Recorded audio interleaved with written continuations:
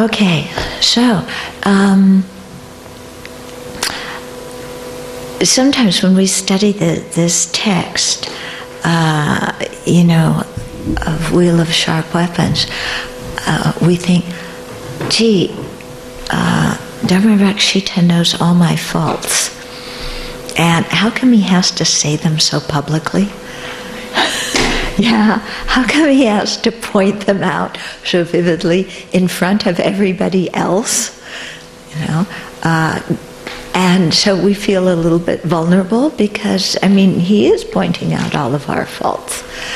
And one thing that I found very valuable in my practice is to relax when my faults are being pointed out, and to kind of rejoice, because when I am able to see my faults, then I can do something about them.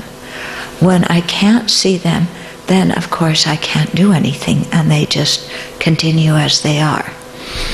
And this, this idea we have sometimes, like, geez, pointing out all my faults in front of everybody else, I don't want to look so bad. Yeah. Well, the thing is, most people know our faults already.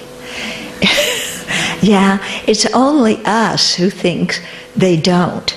And so it's only us who want to keep our faults hidden. Because the people that we live with, they know our faults, don't they? Hello? Don't they know your faults? Our faults are there and people see them, and it's only us that goes, oh, you're not supposed to notice them. But other people do. So when we recognize that this is the reality of the situation, then our minds can relax a little bit and be more transparent. We don't have to cover things up and to pretend to be somebody we're not, because we recognize that everybody sees this stuff anyway. Yeah? So it's like, we have a nose on our face, and somebody comes along and says, you have a nose. And what are we going to do? Say, no, I don't? Yeah? So, when we can become more comfortable with and more transparent and realize that it's not really such a big deal that other people see our faults. Yeah? And that we can acknowledge our faults in front of them because they know them anyway. So who are we trying to hide them from besides ourselves? Okay, so we relax and become more transparent.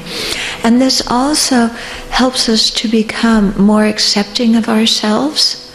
Yes, I have faults. Yes, everybody sees them. Surprise, I'm no different than anybody else.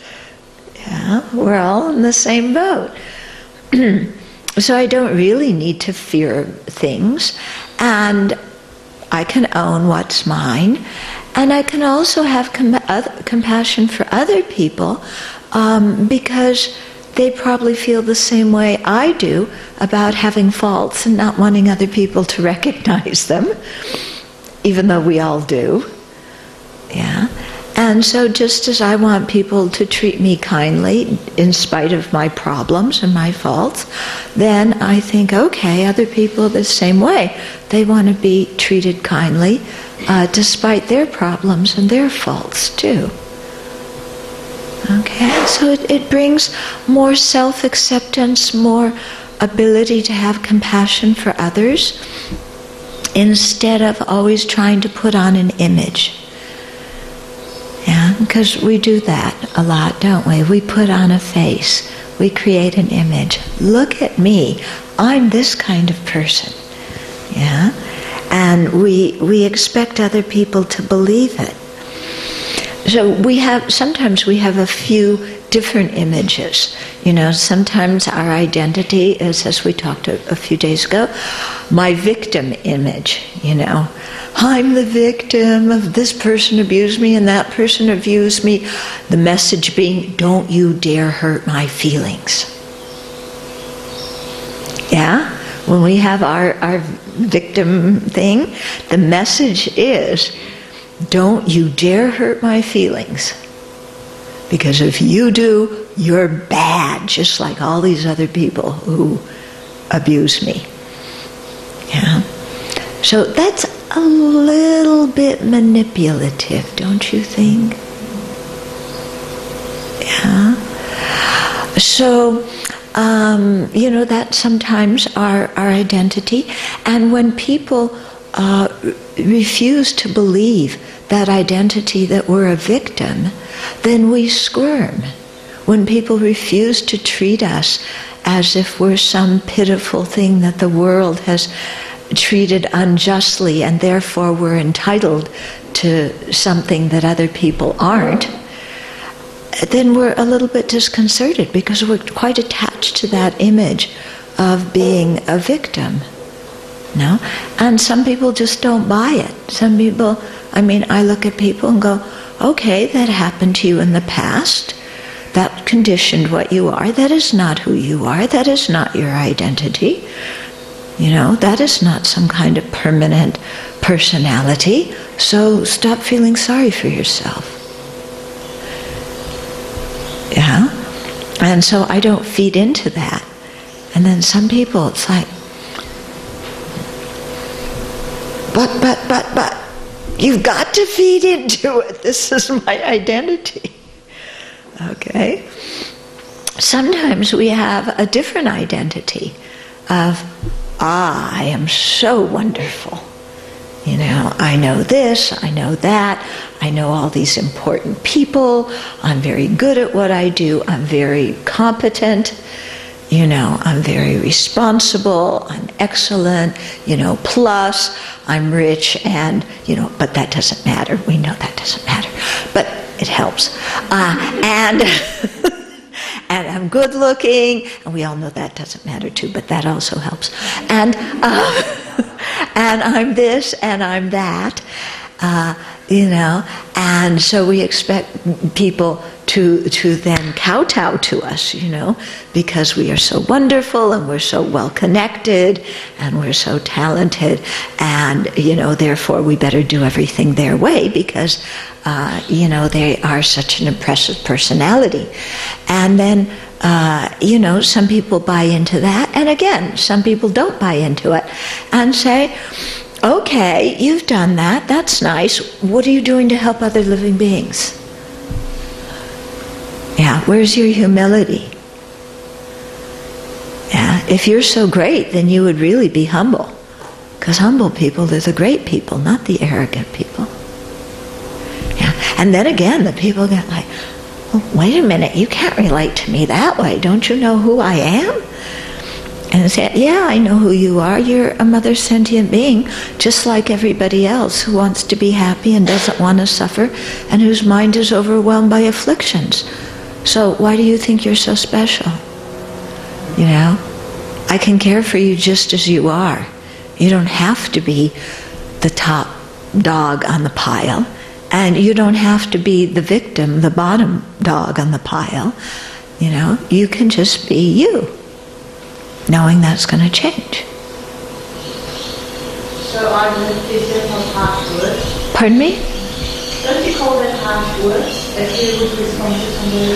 Oh, I wouldn't say to them, I wouldn't say, kind of cut out your pity party, But my mental attitude is, I'm not falling for the pity party. The same thing, the person who comes on really fantastic, I don't say to them, what have you done to benefit sentient beings and where's your humility? That doesn't benefit them.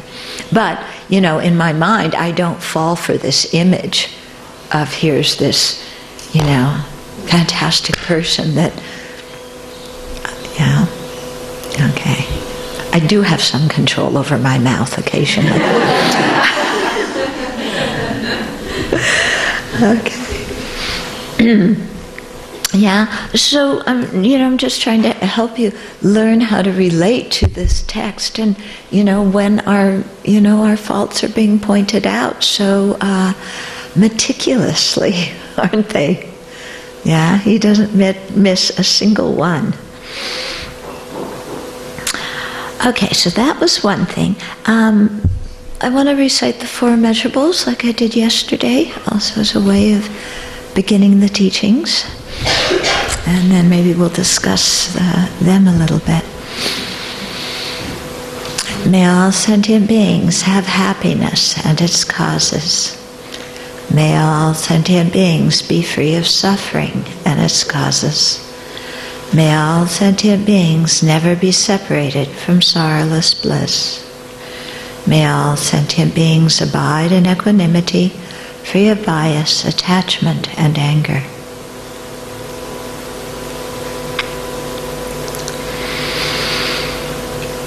So yesterday we talked about the first one, love. May all sentient beings have happiness and its causes. And that actually brings up the whole topic of what is happiness and what are the causes of happiness. Okay, because we usually think of happiness as sense pleasure, but from a Buddhist viewpoint there's many different kinds of happiness, especially the happiness from freeing ourselves from the afflictions. And normally we think of the causes of happiness as external objects and people. Again, from a Buddhist viewpoint, we think of the causes of happiness as our good actions, our positive karma, okay, positive mental states. So it's a whole other meditation to ask yourself what is happiness. Yeah, and what is the causes of happiness. Maybe we'll talk about that this afternoon in the discussion. It's quite interesting. Okay, so the first one was about love, and as I was saying yesterday, that's our basic approach to living beings. You know, an attitude of, I want you to have happiness and its causes. An attitude of friendliness, of kindness. Yeah, so that whoever we approach, that's the way we approach them, rather than with suspicion or fear or desire, you know, or wanting something out of them. And then the second one, may all sentient beings be free of suffering and its causes. That is compassion. Okay, compassion, simply that very profound wish in our own heart that others be free of suffering and the causes of suffering. And this brings up the whole discussion as to what is suffering. Actually, the word suffering is not the correct translation of the Pali and Sanskrit term dukkha, which is, you know, the term that's being translated. So dukkha, you know, when we talk about the Four Noble Truths, we usually say truth of suffering. It's the truth of dukkha. Okay, dukkha means unsatisfactory conditions. And the reason why suffering is a bad translation is that often people then think that the only thing that plagues us is, you know, strong physical or mental suffering, which everybody recognizes. But when the Buddha talked about dukkha, that strong physical and mental suffering was only one type of dukkha that he was talking about. Okay? And if we translate it as suffering, then we think, well, all the rich people and the famous people don't have any suffering.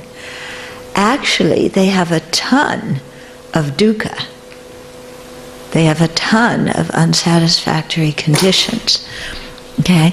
So when we talk about, dukkha, the three types, one is the obvious physical and mental pain that all living beings don't want. Everybody doesn't want that. Even the animals, even the little ant, yeah, even the turkeys outside and the birds. Nobody wants physical and mental pain. Okay? But it's not only that we're trying to get rid of in our Dharma practice. The second type of dukkha is called the dukkha of change. And it is what we commonly refer to in the world as happiness. Okay. Now this one requires some explanation. Yeah. Why do you say the kind of happiness I experience is unsatisfactory? Yeah, why is it dukkha? Why is it unsatisfactory? Well, if we look, the worldly happiness we experience through getting external objects and being near people and so on, that kind of happiness is very unstable. It doesn't last long, does it? Yeah.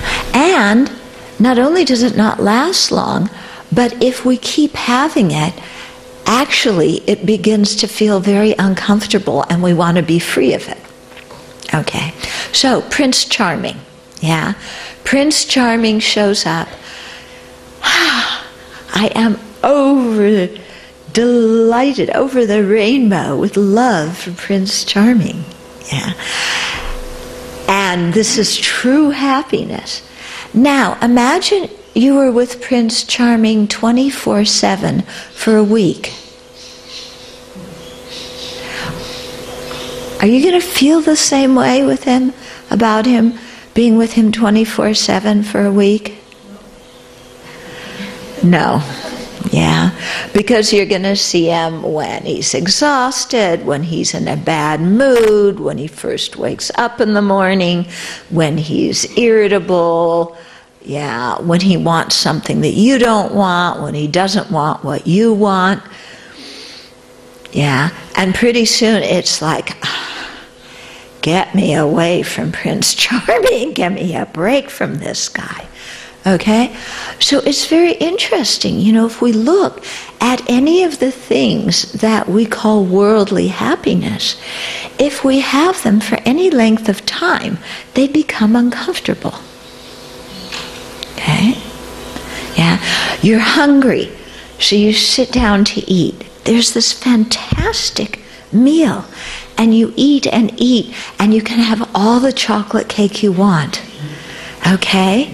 And so if chocolate cake had inside of it real happiness, the more chocolate cake we ate, the happier we would be. Okay. So you keep eating chocolate cake.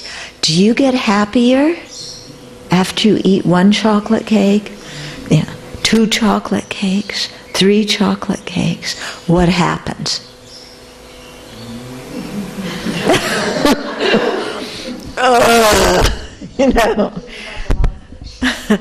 It's like, there's no happiness in this chocolate cake. I never want to see chocolate cake for another month. Okay. So we look at it, and that is what makes worldly happiness unfulfilling, unsatisfactory. Because the things we call happiness are not true happiness. They're actually discomfort when the discomfort's still small.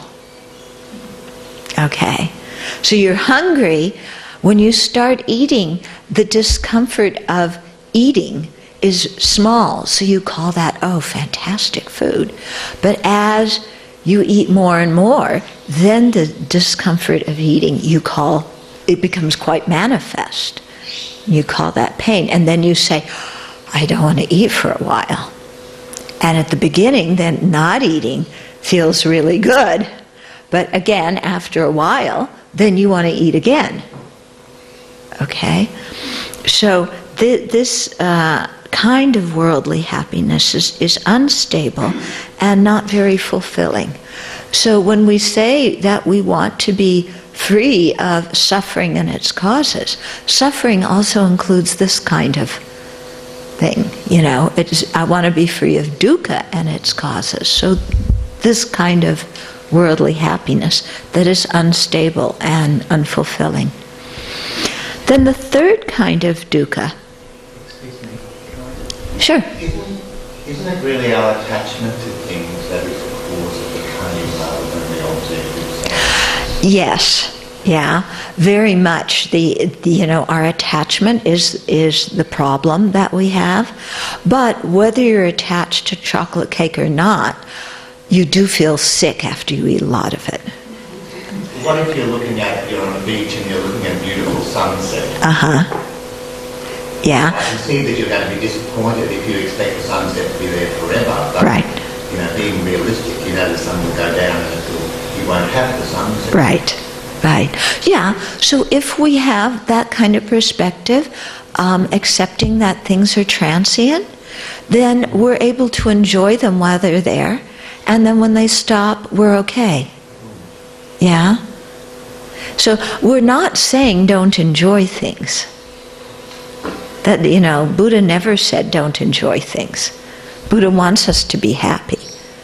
But, if we're attached to the sunset, or if we see the sunset as something permanent that's always going to be there and not change, then when it changes, we get very unhappy.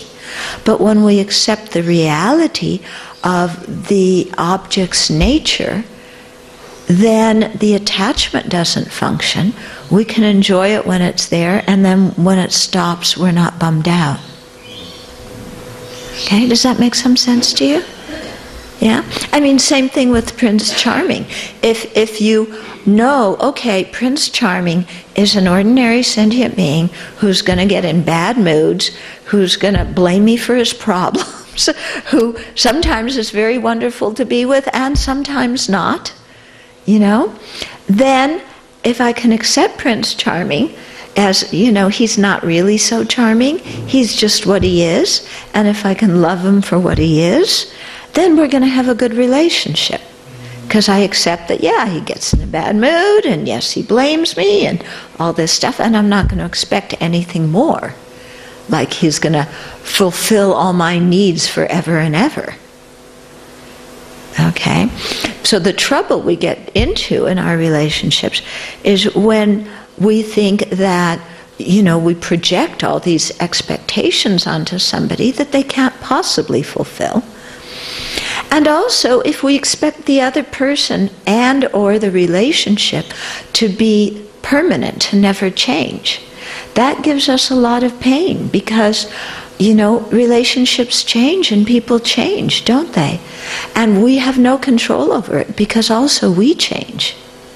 So if I can accept that, my relationship with the prince now is, it's a good relationship, but that he's going to change and I'm going to change, then when we both change, I can adjust to that without going, what happened?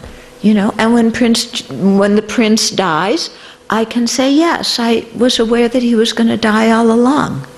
I never expected anything other than that. I never expected to be able to be with him forever. Okay? So it's the thing, what gives us so much problem is that we don't we don't understand things as they are. And so thus we have all sorts of false expectations and preconceptions about them. Okay? So the third kind of dukkha is the dukkha of just having a body and mind under the control of ignorance and karma. Okay? Now you're going to say, what?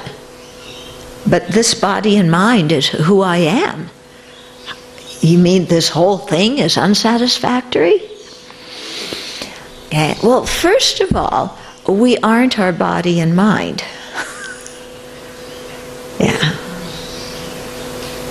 Think about it. Are you your body? If you're your body, which body are you? The baby body? The toddler body? The adult body? The 90-year-old body? Which body are you? Yeah. If you're your body, what part of your body are you? Yeah. Sometimes we have the feeling that if we just opened up the inside, me would pop out. There I am. And they used to have this, what did they call it? Like in the pituitary gland, the homunculus? There was supposed to be this little guy who was, who we really were. Yeah, Yeah, do you really think that, they cut open your body and you come out? Do you think your brain is your body? Yeah? I mean, not your brain is your body. Do you think your brain is who you are? If the brain is the person, then when Prince Charming's brain is out there on the table, oh, I love you so much. Yeah? Is his brain who he is? Do you love that brain? Oh, your dopamine is so wonderful. Oh, that carbon. Marvelous. Yeah? The nitrogen is glistening. I love that brain. Of course, a person is not their brain. Okay? But we've taken this body, under the influence of our self-grasping ignorance. Yeah. They say be careful what you want because you might get it. And in this case, we got the body that we wanted. And it's a body that gets born, gets old, gets sick, and the finale is it dies. Is that a fantastic situation to be in? Is that satisfactory to have a body that gets born, old, sick, and dies? It's not satisfactory. But then our mind goes, but it's all I know. If I don't have this body, who am I going to be? What am I going to do? How am I going to have happiness? I've got to have this body. And if I don't have this body, I've got to have another one.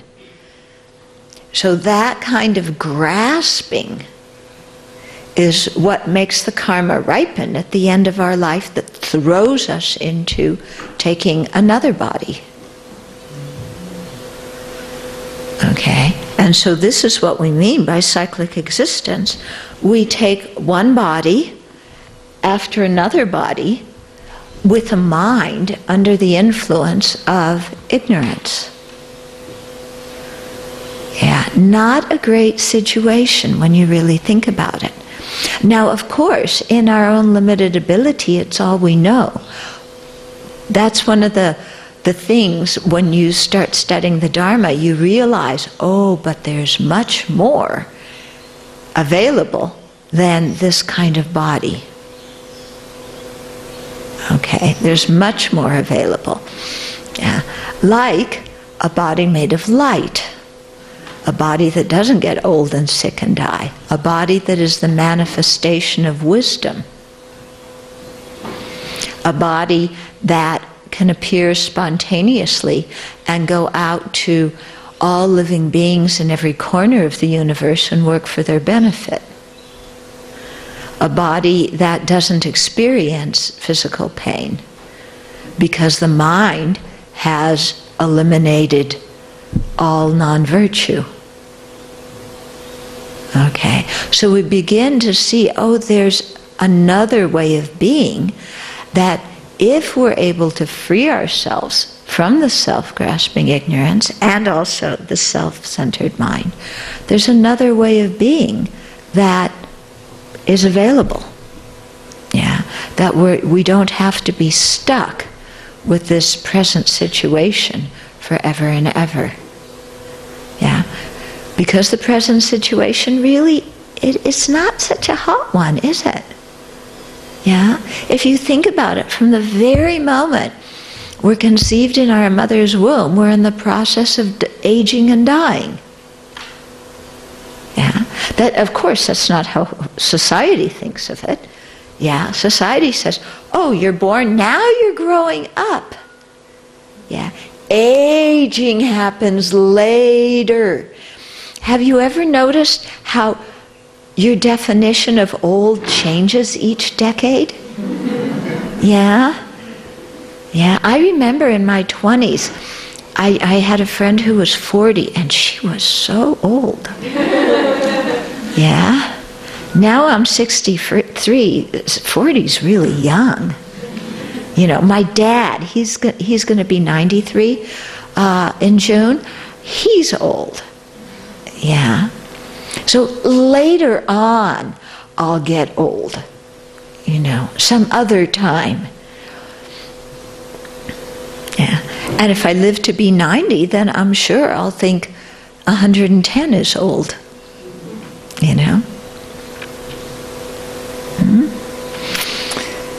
So it's very strange in our society. We idolize youth, and nobody is becoming younger. And if that isn't crazy making, yeah. I mean, we're all getting older and uglier, aren't we? Yeah. I mean, you think I'm telling one of your private secrets? Nobody's supposed to know that you're getting older and uglier and having more gray hair and more wrinkles. Nobody's supposed to know. Look at my Botox. I look young. Yeah. Hey. Yeah. Then they look at me and say, well, you shave all your gray hair off. So what are you talking about?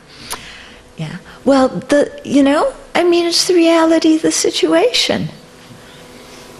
So we might as well enjoy it. Be able to age gracefully, accept aging for what it is. I think we should go back to the way society used to work, where people really had respect for people who are older. Yeah? Because you do, hopefully develop some wisdom through living. Okay. Of course, it's amazing. When I was 16, I was almost omniscient. I knew everything. Yeah, I was a 16-year-old know-it-all. So almost omniscient at age 16. At 63, I'm substantially stupider. I know what I don't know now, which is, I think, some wisdom in the situation. Anyway, so when we're saying that we want sentient beings to be free of dukkha and the causes of dukkha, when we're generating compassion, this is what we're wishing them to be free of. And when we say all sentient beings, it also includes ourselves.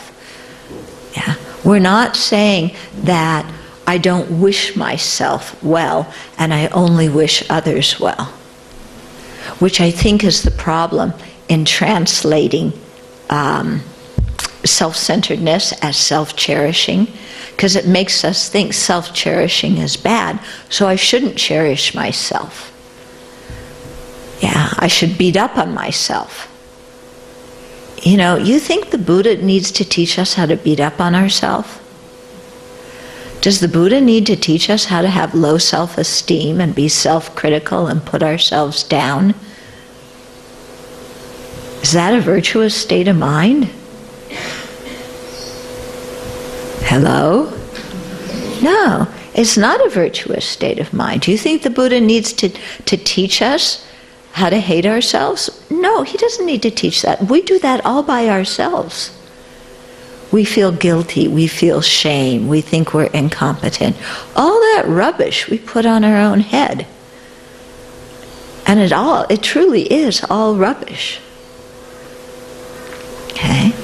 So I think we should cherish ourselves. We're a living being with the Buddha potential.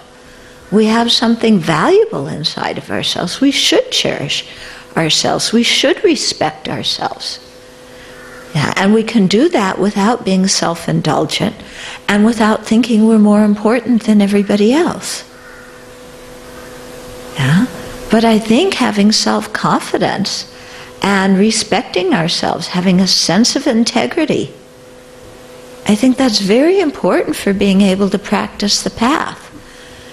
Because if we think that we're just, insufficient crumbs on the floor, then we don't have the confidence to be able to practice because we're already telling ourselves that we can't. Do you know what I mean? Yeah? Our Western culture especially, we have so much problem with this low self-esteem and guilt and shame and all this kind of stuff. And those those states of mind, they are all manifestations of self-centeredness. Yeah? When I feel guilty, when I feel shame, yeah, the bad kind of shame, like I'm rotten through and defective goods, yeah? Who's the star of the show? Yeah? When you feel shame, when you feel guilt, who's the center? Me, isn't it? If I can't be best, I'm going to be worst. But I am special. I am the worst one in the world. I can make everything go wrong. That's how powerful I am. Yeah, little bit distorted. Okay, so, I think we need self-respect and self-confidence. Those are not diluted, aspects. His Holiness always says if you're going to practice the Bodhisattva path, you need a very strong sense of self. But you can have that strong sense of self without the self-grasping. Okay? Somebody here asked what self-grasping means. The grasping means that you're holding on to the self as existing in a way that it does not exist. You're grasping or apprehending yourself to be an independent entity, separate from everything else, not dependent on causes and conditions, not dependent on parts, not dependent on being labeled and the mind that's labeling, but some self-sufficient thing that is there, without depending on anything else. Inherently me. Yeah? So that is a distorted way of apprehending or grasping the self to exist. Yeah, that's the root of all of our problems. But realizing that the self is a dependent phenomena, depends on causes and conditions, depends on other factors, depends on being conceived and labeled, then that dependently existent self, yeah, which does not exist in and of itself, which does not support itself or exist under its own power or exist as a self-controlled entity, but exists dependently on other things. That dependently existent self can have a sense of self-confidence. Yeah? Because it knows, oh, I'm dependent, therefore I can change. Yeah? If I condition, if the conditioning I'm exposed to is different, then who I am changes. Okay? So, generating compassion is what that is all about. Wanting sentient beings to be free of their, self-grasping ignorance and the karma that it produces and the rebirth that it produces, plus those three kinds of dukkha. So, while love or loving kindness, or sometimes friendliness, is our natural, spontaneous approach, the first way we interact with others, then compassion follows. In other words, we react with love. We interact with love. May you have happiness in its causes. But then when we see people who are miserable, who are suffering mentally or physically or in whatever way they're suffering, then we respond to the suffering with compassion. Okay? Lots of times we don't respond to people's suffering with compassion. Sometimes we respond to suffering with blaming the person. Yeah? This happens in my country a lot. Yeah, you're poor, that's because you're lazy and you're stupid and you don't try hard enough. Don't you know this is the land of equal opportunity, and so if you only worked harder, you should be able to succeed? Yeah, and so we blame people who are poor, not realizing that, hey, you know, the playing field was not created equal. Some people were born with a much nicer playing field than other people. Yeah, so don't blame people for, you know, their suffering, for their poverty, because they had different conditions, you know, surrounding them. Okay? Sometimes, you know, we get angry at people when they're unhappy. Yeah, why are you in such a bad mood? Like, just get out of it. I can't stand you when you're like that. Yeah? We can respond with compassion, wanting them to be happy, but that doesn't mean that we baby them and we pamper them in their bad mood. But at least we don't get angry at them. Okay? Then the third immeasurable, may all sentient beings never be separated from sorrowless bliss. This is joy. Yeah, this is taking joy at others' good qualities, good experiences, virtue. Yeah.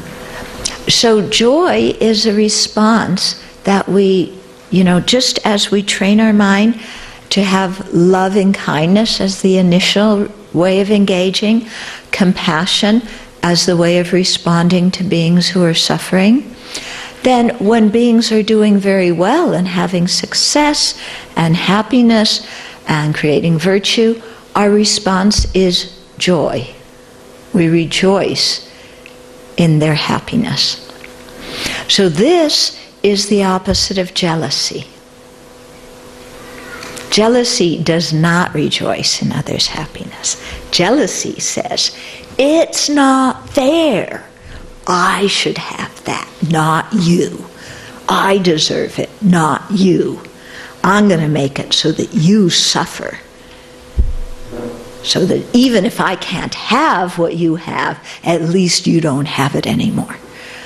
And that's a miserable state of mind, isn't it?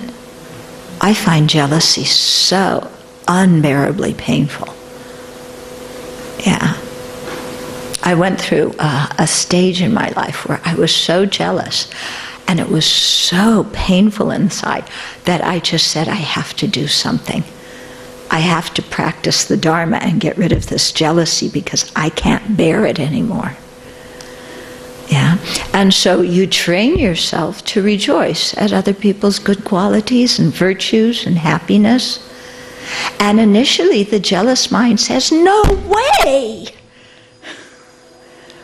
But then, you know, you see, actually, hey, it's a good thing to do. Then you live up to all your Christmas card wishes when you say, may everybody have happiness. Yeah, so you practice your Christmas card wishes. You know, here's somebody who has happiness. I didn't even have to do anything so that they have that happiness. At least let me rejoice. Yeah, and then when your mind says, but they're better than me. Yeah, my response to that is, good. I'm glad somebody's better than me. Because if I were the best that we had in this world, we would be in difficult straits. Okay? We wouldn't have any food because I don't know how to farm. We wouldn't have shelter because I don't know how to build buildings. We wouldn't have clothes because I don't know how to make cloth. We wouldn't have electricity because the only thing I know how to do is turn the light switch and occasionally change a light bulb. But anything more than that, yeah. We wouldn't have plumbing because I don't know how that works either. Yeah. I'm actually quite happy there's people who know more than I do. Yeah. So can I look at other people and rejoice at their success, rejoice at their knowledge, rejoice that they have good opportunities, rejoice in their virtue? Why do I have to compete with everybody all the time? Yeah? Why do I think I have to be best? It's good that I'm not the best. Yeah? I'm glad in the Dharma that there's people who know more than me. If my understanding of the Dharma were the best, forget it. Yeah? It's good there's people who know more, who are better practitioners. Okay? So, rejoice, we train our mind. All these four immeasurables, we have to train our mind. Yeah? We have to practice it. We have to come back to it again and again. Yeah? To rejoice in others' virtue. And then the fourth immeasurable, may all sentient beings abide in equanimity, free of bias, attachment, and anger. That is equanimity. Okay? The immeasurable equanimity. Yeah? And here we're really hoping that everybody can have a balanced, equal-hearted openness and acceptance of others. So equanimity is what we practice when people are doing well and they don't need our help. Okay? We interact first with love. When they're suffering, we interact with compassion. When they're doing very well, we interact with rejoicing and joy. And when they're doing fine and can manage their own things, we react with equanimity. We don't interfere in their lives. We don't try to control them. We also react with equanimity when other living beings are shut down and don't want to accept any help. Okay, so there's two situations in which we train in equanimity. One is when they can manage their own affairs and we don't need to help or interfere. We just accept what it is and give people space. The other one is when people are very shut down and they're resistant and they don't want any help or any advice. Then again, we give them space, we step back, yeah, instead of saying, "But I'm trying to help you, you idiot, your life is a mess, why don't you listen to my advice?" Yeah, instead of reacting that way, we say, "Boy, this person's really stuck. Yeah, their mind is very stubborn, they're suffering from afflictions at this moment.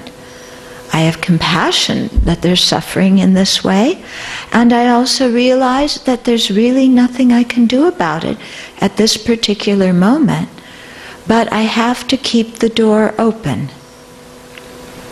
So instead of getting mad at that person for not accepting my help, yeah, I keep the door open, I step back, and when that person is ready for help, or when they need a friend, they'll let me know. But if I shut the door, then when they're ready for help, they won't come and talk to me at all. So I have to keep the door open. This is difficult, okay?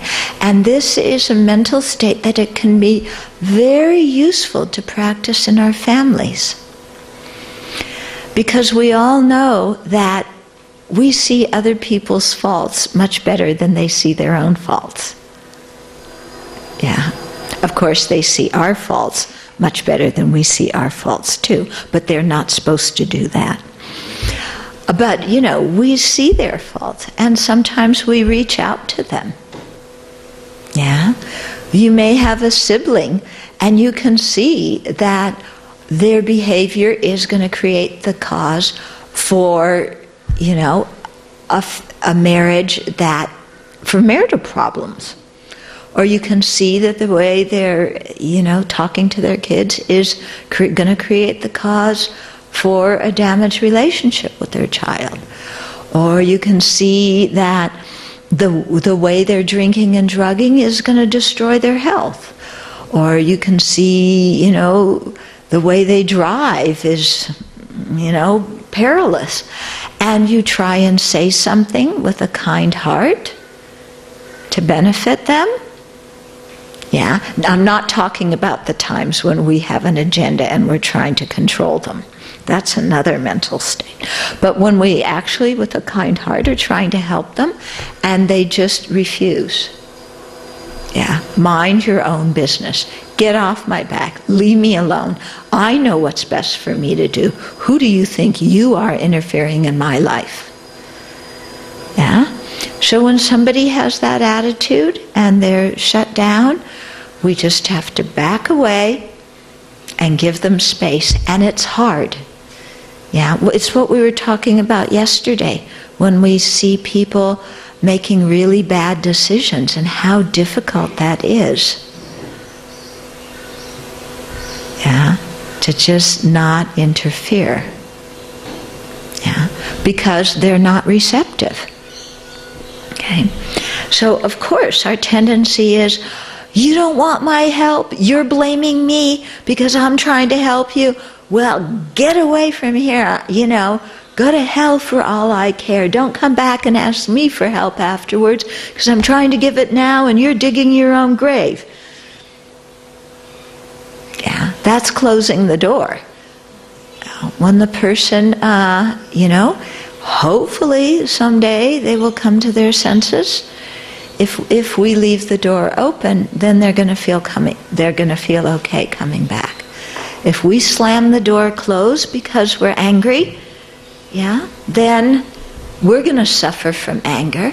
And, someday if it happens that they are receptive, they won't come to us. Because they'll expect us to be angry and belligerent.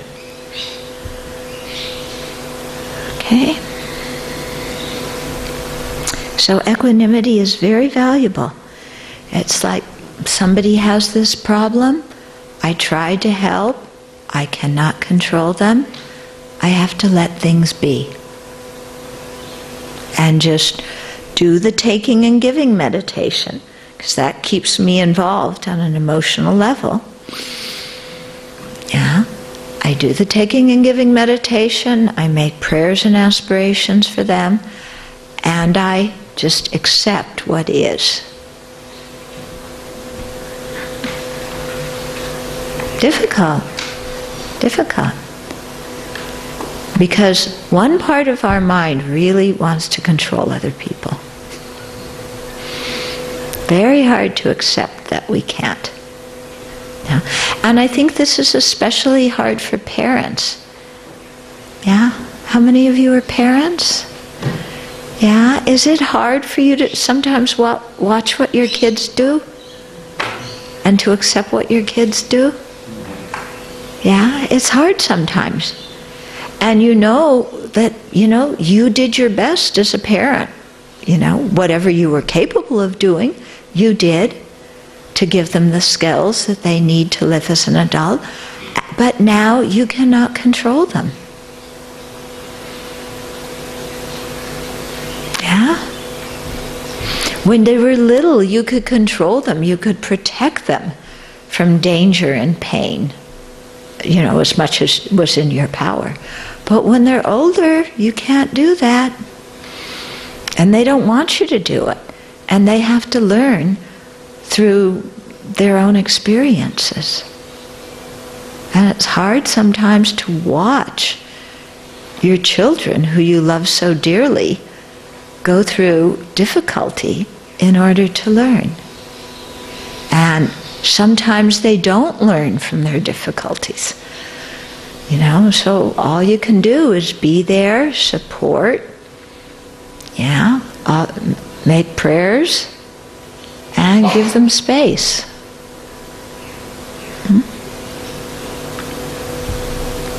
Hard practice. Okay, any questions about the four immeasurables? Yeah. One question about compassion. Mm-hmm.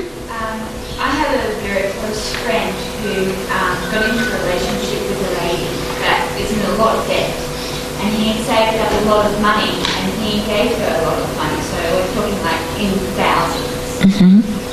And she basically took it quite selfishly and left him and left without debt. But now he's in a situation where he's quite impoverished. He has like barely any money. He's hit homelessness now, and he's very impoverished, and he's finding it very hard to see how that works. That he showed compassion to somebody, but it put him in such a bad position. Okay.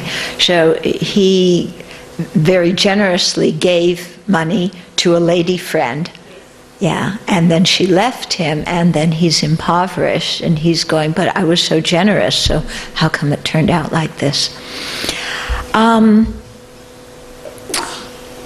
Sometimes when we're generous in that way, it's not really out of care and concern that we give, it's out of attachment. Yeah. Oh, here's, he's thinking, here's my lady friend. She's so wonderful. I want her to be happy because she makes me happy. And the expectation is, she's always going to make me happy, and she's this wonderful kind of person, and she's never going to leave me. So he was operating under the influence of ignorance and attachment. And so he didn't make a wise decision, because all that money that he gave to her was not really what was going to make her happy, and giving her all that money was not what was going to make her love him. Yeah? So his ignorance and his attachment fooled him.